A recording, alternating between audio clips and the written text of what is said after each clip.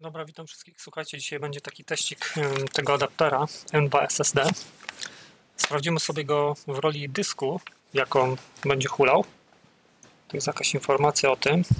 To jest tryb podwójny, także on obsługuje, słuchajcie, dwa w jednym, czyli NVMe i te jakieś NGFF.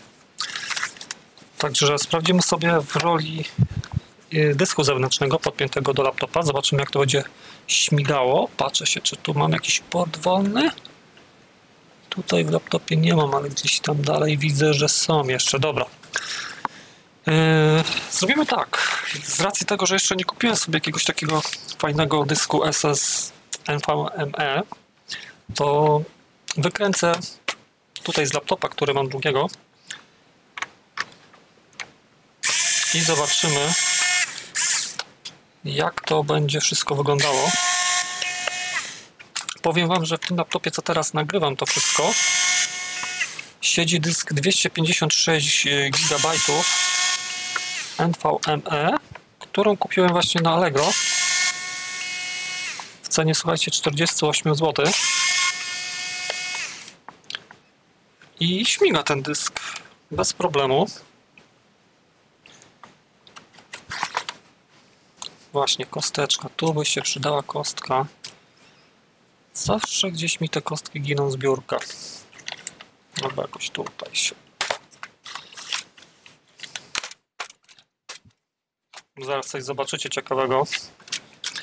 Nie wiem, czy odkręciłem wszystkie śrubki do końca, ale chyba nie. Ja mam jakąś już chyba sklerozę. Gdzie ja ten śrubokręt odłożyłem?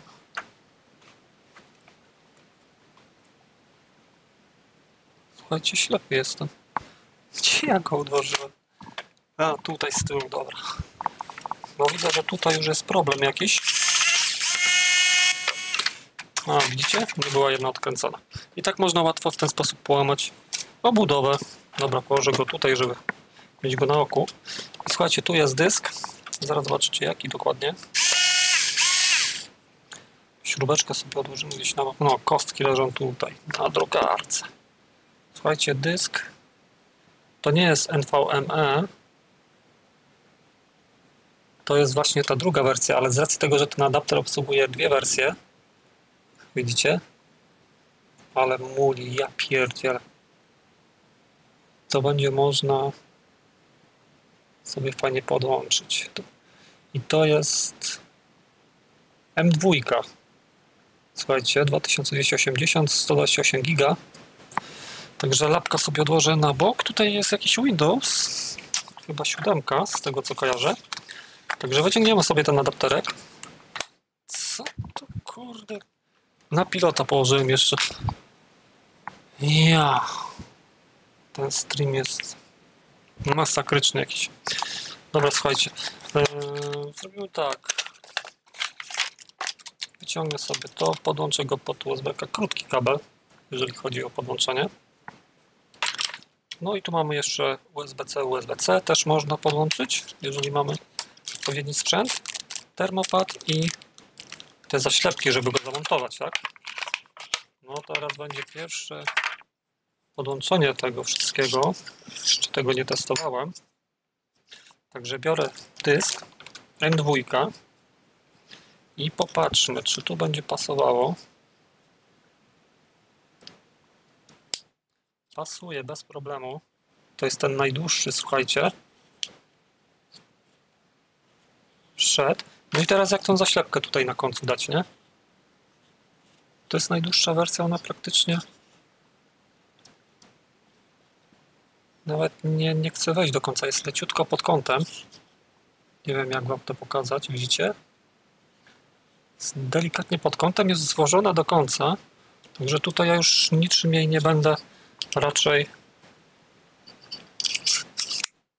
zabezpieczał. No i mamy, słuchajcie, coś takiego. Podpinam to kabelkiem, tak jak mówiłem, USB-C do USB-ka. I teraz idę gdzieś tam z tyłu, podłączę się i zaraz zobaczymy, czy coś mi wykryje w tym moim... Tu mam zajęte, dobra, wypnę, słuchajcie, pendrive'a, Goodrama. A w miejsce tego pendrive'a tu jest USB trójka. Nie wiem. Są porty. Dobra, podpinam. Zobaczymy zresztą, jakie będą transfery.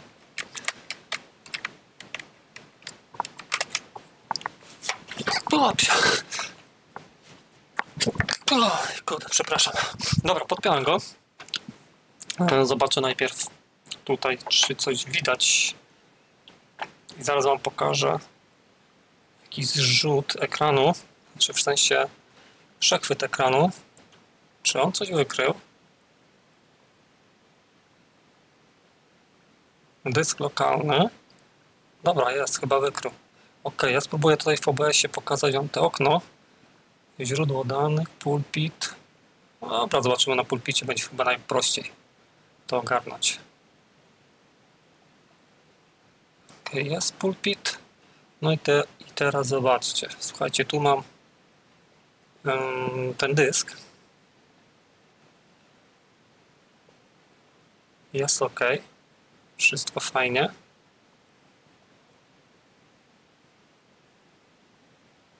Windows Pro. Co tu jest? Klient. Dobra, nie będę wchodził już tutaj w te pliki, ale wiadomo, że fajnie go wykrył. Zobaczmy sobie jakieś informacje. Właściwości. No i ok, jest. I teraz gdybym tutaj sobie wpisał, gdzieś to było, dyski. O, to jest to. Zobaczcie na to. Tu jest lista moich dysków. To jest dokładnie ten. Wszystko elegancko. Eksploruj, zmień literę dysku, formatuj, rozszerz wolumin, zmniejsz wolumin. O, to są te opcje właśnie, o których mi mówił kumpel, że tu można jakoś fajnie się bawić. Tutaj co możemy zrobić z tym? Z tym nic. Tylko tu mamy taką zmniejsz, usuń właściwości. Tu wyskoczy to okno. Z tym co można zrobić? Też można rozszerzyć, zmniejszyć. Fajnie. I tu jest taka kwestia właśnie, że jakbym klonował ten dysk na większy, załóżmy 512 czy tam 1 terabajt, to właśnie możemy coś w tym stylu zrobić, że jakoś połączyć to, żeby było w jedności, tak? Że nie będzie tak, że tu będzie system 118, a potem będzie tutaj druga partycja, na przykład, nie wiem, 800 giga, a chciałbym, żeby było jako jedna partycja, nie? To jakoś tu można to zamieszać. Także tym programikiem można fajnie się bawić. Czasami jest tak, że nawet jak podepniecie pendrive'a, słuchajcie, to nie widać, że on jest w systemie, ale jak otworzycie te narzędzie, to wtedy widać i możecie fajnie sformatować i tam ustawić tak, że będzie widoczny. To taka moja mała podpowiedź, jakby ktoś się o tym nie wiedział.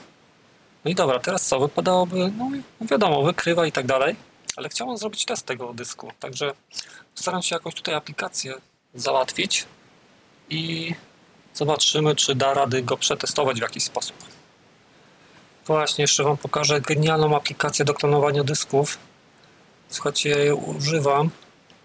Nowa wersja 3.8 jest dostępna, na razie nie będę aktualizował. To jest genialne po prostu. Możemy tak zrobić. Klonowanie systemu Windows, klonowanie dysku, klonowanie partycji.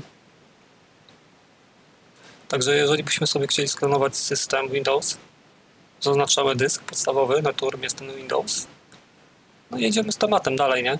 Dysk podstawowy to jest ten bodajże Realtek RTL. Tu nawet fajnie pokazuje Intel SSD. Tutaj jest Realtek RTL 9210B CG. No świetnie, świetna jest ta aplikacja. Słuchajcie, darmowa. No radzi sobie przepięknie z tymi tematami. Mówię, ja tą aplikacją klonowałem już jeden dysk, tylko że jeszcze nie miałem tego adaptera i podpinałem tam w laptopie, w środku wszystko. Jeden był na normalną tą SATA adapter, a ten drugi był właśnie już NVMe. I elegancko mi to wszystko zrobiło klona Windowsa. Także ta aplikacja jest super. Tam dalej jeszcze są inne opcje, jak będziemy przechodzić dalej. Ja wam tego nie będę pokazywał, ale polecam tą aplikację Hasleo. Genialna. Dobra, idę szukać jakiegoś programu do testu dysku. Dobra, słuchajcie, instaluję Crystal Disk Info. Zobaczymy, co on będzie tutaj miał za możliwości. Uruchamiamy sobie teraz.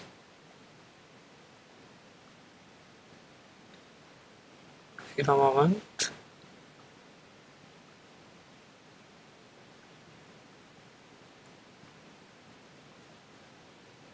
Co on tak długo się uruchamia? Ja pierdzielę.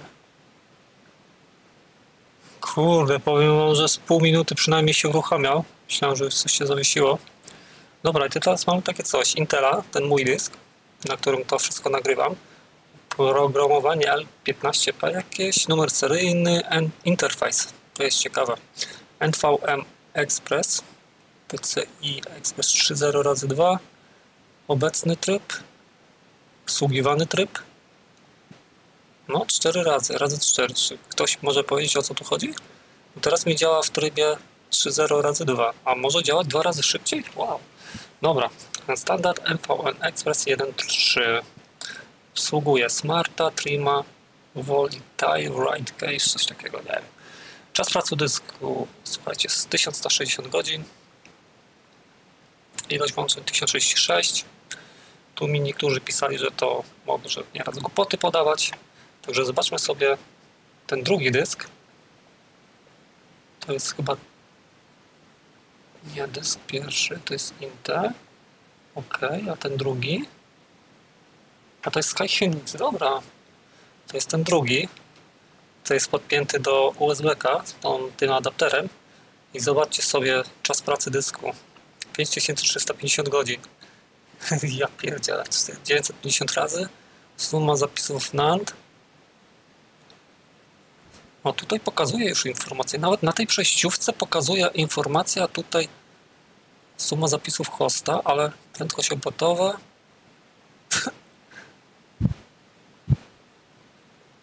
O, tutaj fajnie pokazuje oprogramowanie.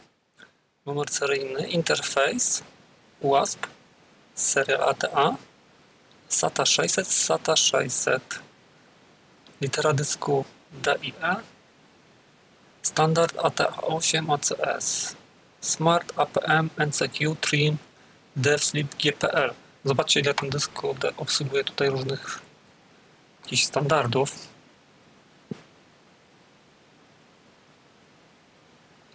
Dobra, czy tu można zrobić jakiś test?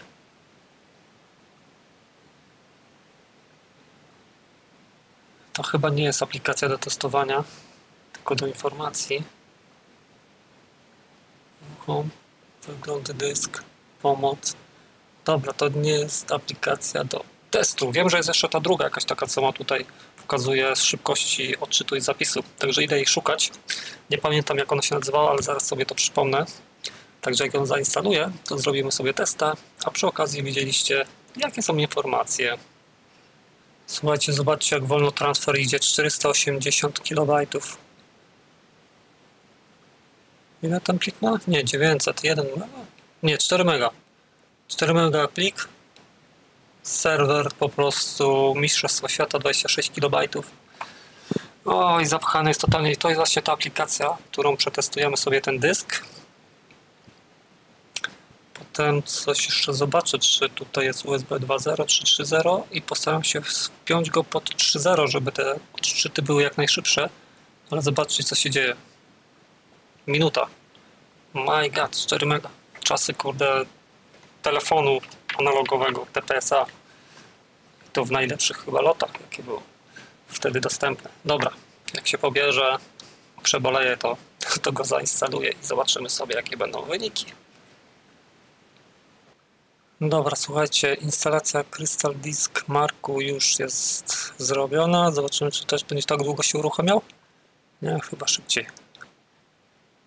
Crystal Disk Info to jest. Dobra, tu wyskoczył mi teraz drugi. O, mamy! 512. Na razie zrobię testa na takiego na 16 MB, żeby mi tego nie rąbał po tyle razy, to 2 razy.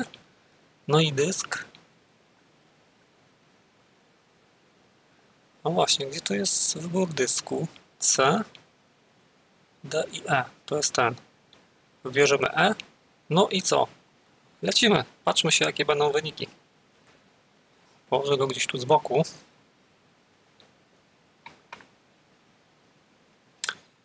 No i zobaczymy, jakie tutaj teściki, kurde, wyjdą. Ile megabajtów na sekundę będą te... No, 336 megabajtów. To i tak jest nieźle.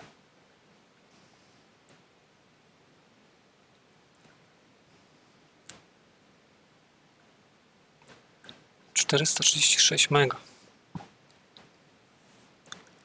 To jeszcze tutaj idzie ciągle nagrywanie, tak, z OBS-em, także te wartości mogą być troszeczkę niższe, pewnie. Chociaż nie wiem do końca.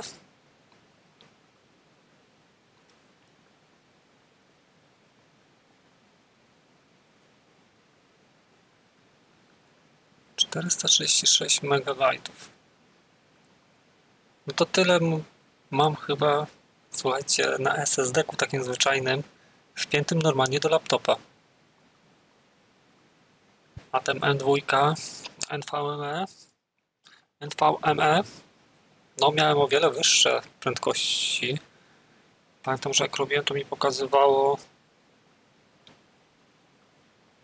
Właśnie, przecież, ale głupi jestem, przecież ja ten dysk, z którego teraz kręcę, to tam siedzi ten NVMe 256. Słuchajcie, no mamy takie coś.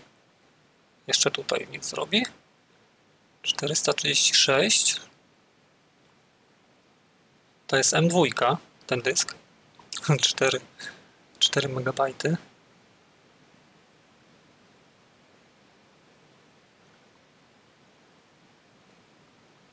Jak jeszcze... Aha, teraz będzie zapisywał. Jeszcze dom, 185 zapis. Pewnie niektórzy z was, którzy mają jakieś tam dyski, kurde, wpięte w laptopy, takie porządne, jakieś Samsungi, nie wiem, 960 EVO, no to z tego co widziałem, to tam po 5000 potrafi robić odczytu megabajtów, to jest już gigantyczne są prędkości. A gdzieś widziałem, chyba Ziemniak pokazywał, że są jeszcze szybsze dyski.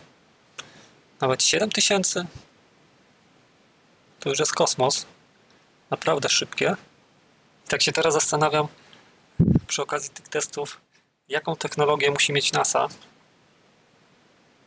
Ale to jest właśnie ciekawe, bo ja kiedyś dzisiaj oglądałem jakiś program i oni mówili, że oni nie mają takich gigantycznych, szybkich prędkości, jeżeli przesyłają tam gdzieś w kosmosie te informacje. To się rozchodzi o to, żeby ta informacja była stabilna. Nie pamiętam dokładnie, mogę się mylić też, ale... Albo też gdzieś słyszałem, nie wiem ile jest tam prawdy, musiałby ktoś, kto powiedzieć, kto się zna, albo gdzieś poczytać jakieś konkretne informacje, że oni potrafią przesłać takie transfery danych pomiędzy tymi swoimi jakby stacjami, że w sekundę, nie wiem, jakąś encyklopedię, kurde, 5-tomową by potrafiło przesłać, tak? To są naprawdę spore prędkości. Dobra, 436, 185, a teraz sobie wybiorę ten mój dysk i zobaczmy sobie, jakie on będzie miał odczyty. To już jest dysk, który jest w lapku, siedzi fizycznie w złączu, także powinno być więcej. Uwaga, lecimy. 436 versus ile?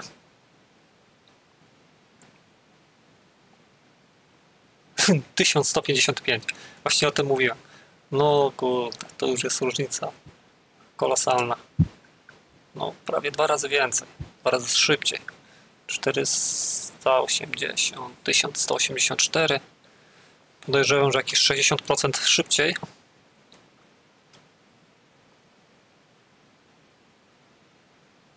Jakie 60?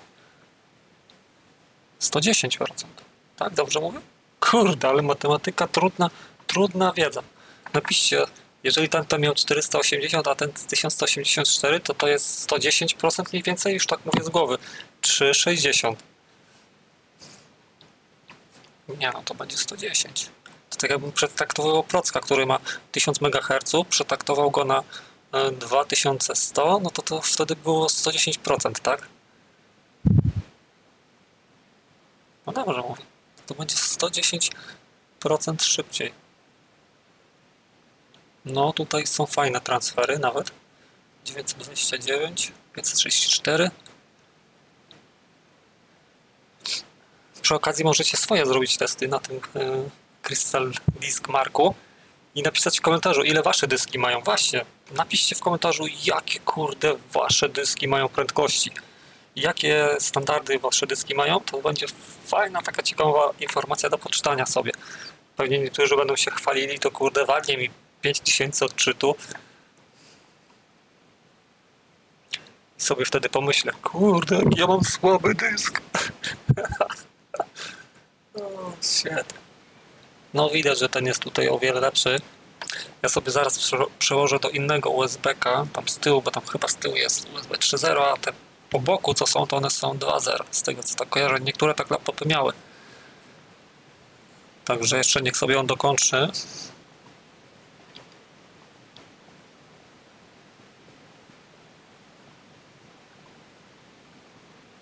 Przepnę go i może dogoni tego. Kto wie? Ale ta prędkość pod USB-kiem, prawie 500 MB, jest spoko do przesyłania plików. Naprawdę, mi to wystarczy w zupełności. To już nie są dyski talerzowe, które kurde cholernie wolne są i podatne też na uszkodzenia mechaniczne, wstrząsy. Kiedyś pamiętam, jak weszła ta era dysków SSD, każdy podjarany, jeszcze miałem talerzowy dysk, kumpel z Irlandii, przez Skype'a gadamy, mówimy, kurde, mamy SSD-ka, Jezu, świetna rzecz, system mi startuje parę sekund, mówię ci, kupuj stary SSD-ka, nie?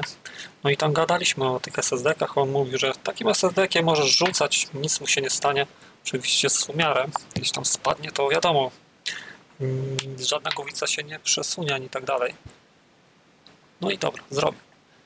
No ale są na pewno wytrzymalsze niż talerzowe. Dobra, słuchajcie, ja teraz odpinam tutaj tego dyska.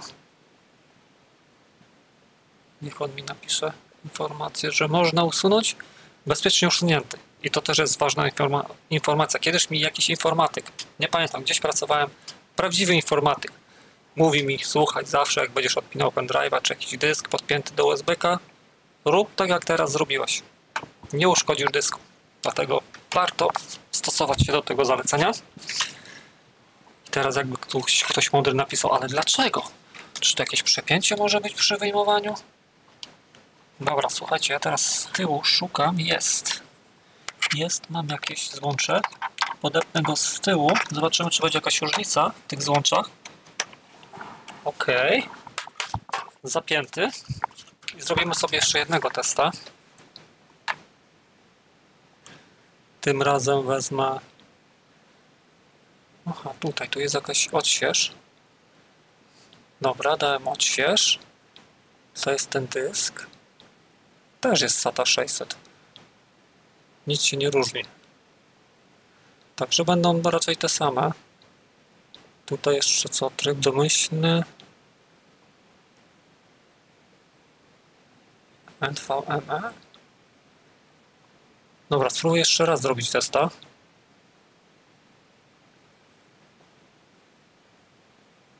No i zobaczymy, jak on teraz sobie tutaj porobi.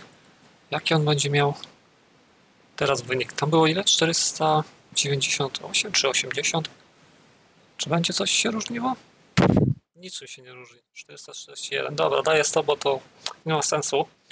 Także po podpięciu pod innego USB-ka nic się nie zmieniło. Ale wiecie co? Ja jeszcze zrobię jeszcze jeden test. Ja mam podpiętego laptopa do stacji dokującej. Teraz było wpinane bezpośrednio w te dyski, te USB-ki od laptopa. A teraz podepnę do stacji dokującej. Czy będzie jakaś różnica? Tu ja wiem na 100%, że są porty USB 3.0. Tylko muszę popatrzeć się. eSATA. Tutaj te. Co ja tu mam w ogóle podpięte? Aha, tu jest ten. Tego wypnę. Wariata. Dobra, to teraz uwaga, podpinam pod port od stacji dokującej. Zobaczymy, czy jakieś będą inne prędkości. Dam jeszcze raz tutaj odśwież. A ta 8? Nie, to samo jest. Także jeszcze raz zrobię testa. 447, teraz jest pod stację dokującą. Czy będzie jakaś różnica? No zobaczmy. 38 MB. Nie wierzę w to, taka niska prędkość. Nie, no. Czekajcie, jeszcze raz zmienię tu. No, jeszcze raz, jeszcze raz. To jest niemożliwe, żeby tak zwolniło. 38 MB.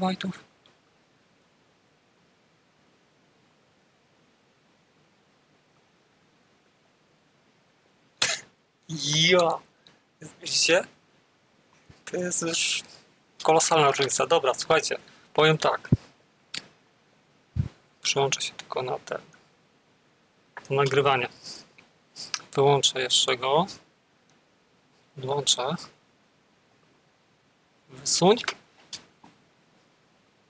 Sprzęt może być bezpiecznie usunięty. Słuchajcie, po podpięciu do stacji dokującej Idera, to transfery, sami widzieliście, spadły na głowę. Także jak tu żyć, pany? Najlepiej nie podpinać pod stację, tylko bezpośrednio pod laptopa. No i co sądzicie o tym? Ja mówię, że to jest bardzo fajny adapterek. Teraz wyciągnę to i po prostu spróbuję to złożyć z powrotem do laptopa. Delikatnie. Czy dysk jakoś się nagrzał? Nawet nie mocno. Temperatura 40 stopni faktycznie, nie? Kontroler. Ale muli. Jejku, ale ten iPhone muli. SK Phoenix SH878110AA. Tutaj dla informacji. Dobra, podpinam sobie to wszystko pod laptopa z powrotem. Adapter jak najbardziej zaje fajny. Nie ma co. Można teraz klonować sobie dyski. Tylko trzeba je najpierw mieć. Słuchajcie, teraz tak biorę mój magiczny śrubokręt. I wpinam go do tutaj lapka. No i to jest tak, jak ktoś pisał, nie ma zabezpieczenia ten śrubokręt, że on może się przeturlać i spać gdzieś tam. Gdzie ja wpinałem go? Tutaj. Wiecie, co jest fajne w tym śrubokręcie? Ta manualność, patrzcie się. Biorę go tak, wkręcam tu. Już mam trochę wkręcony gwint. Elegancko. Dysk już mi nie wyleci, ustawiłem go. Zakładam sobie klapę.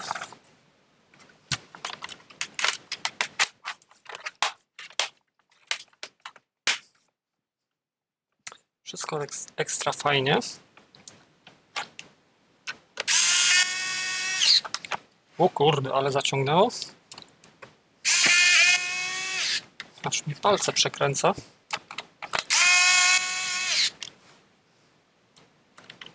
I zaraz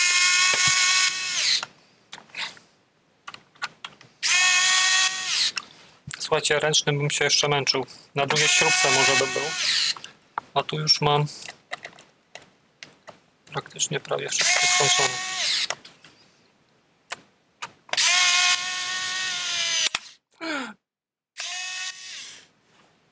Kurwa, coś pękło. Coś pękło. No nie mówcie, że on mi tak przekręcił śrubę. Że jest w stanie tak mocny. Muszę go rozebrać. Słuchajcie, będzie teraz weryfikacja jeszcze bonus. Co się stało? Definitywnie coś chrupnęło.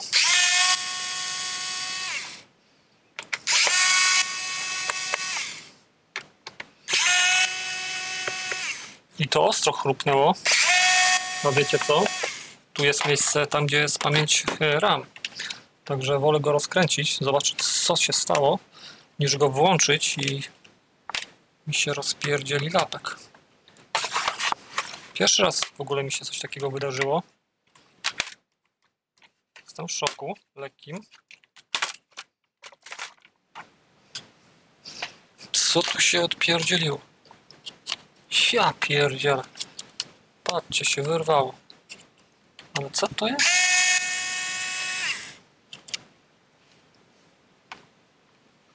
Słuchajcie, z górnej pokrywy, widzicie to?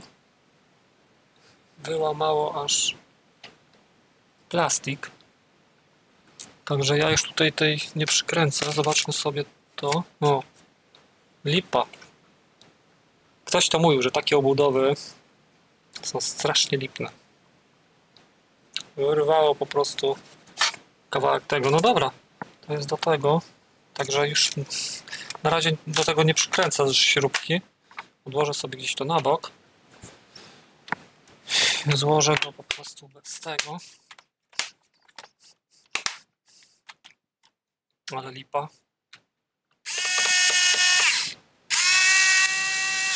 Mocny jest, jak udało mu się wyrwać. Dlatego nie trzymajcie go tak super mocno za tą rączkę, jak on się wam zacznie przekręcać, to się obróci w ręce, nie? No, widzieliście? Z samą tą siłą swoją się zatrzymuje. I to tyle wystarczy, żeby ta śrubka została wkręcona. Jeszcze jakbym to robił tak full profesjonalnie, że na przykład klej dawał na śrubkę, już naprawdę nie trzeba byłoby dokręcać. Jest. Została tutaj ta. I to jest właśnie to. Tu można by dać jakąś podkładeczkę malutką. Jeszcze jest jakiś taki rand, na który chyba można by to było przykręcić. A nie, to jest dobra, nie, nic to nie da. To jest spód tej. Tam od tego uchwytu płyty głównej, tam gdzie jest ram. Tutaj musiałem zrobić coś całkiem innego, mieć dłuższą w ogóle śrubę, chyba z 7 mm, dać podkładkę, taką na to, dopiero to przykręcić w jakiś sposób, ale to nie, to już szkoda. Kaptonem trzeba było to jakoś tą śrubeczkę zalepić. Dobra, zobaczmy, czy on się włączy. Ja go podepnę jeszcze pod zasilacz Dela. Bo nigdy nie wiadomo, co się tam wydarzyło podczas tego wszystkiego. Pięte. Słuchajcie, otworzę go.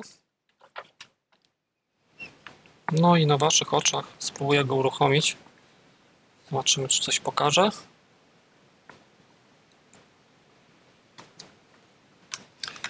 O, jest logo Dela.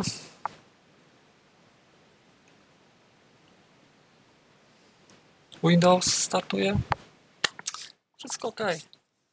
Fajny laptop. Kupiony, słuchajcie, za, nie wiem, 90 zł? Jakoś go wylicytowałem wtedy, pamiętam. Czy nawet mniej. No, to jest drugi ten. Ta pierwsza wersja dotykowa. To nie jest dotykowa. To nie jest dotykowa. O, tu mam mojego ulubionego Windowsa 7, nie 10.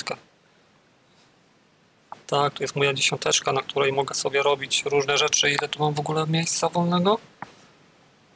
39,6 giga wolnego. 118 giga. I ten Windows chciałbym sobie naprawdę zrobić. Słuchajcie, ja mam tutaj Crystal Disk Info. Ale czy mam Crystal Disk?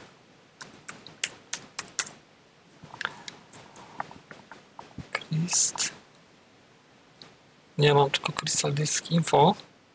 Teraz jak ja uruchomię ten Crystal Disk Info na tym, chcę zobaczyć, jaki tutaj będzie interfejs pokazany.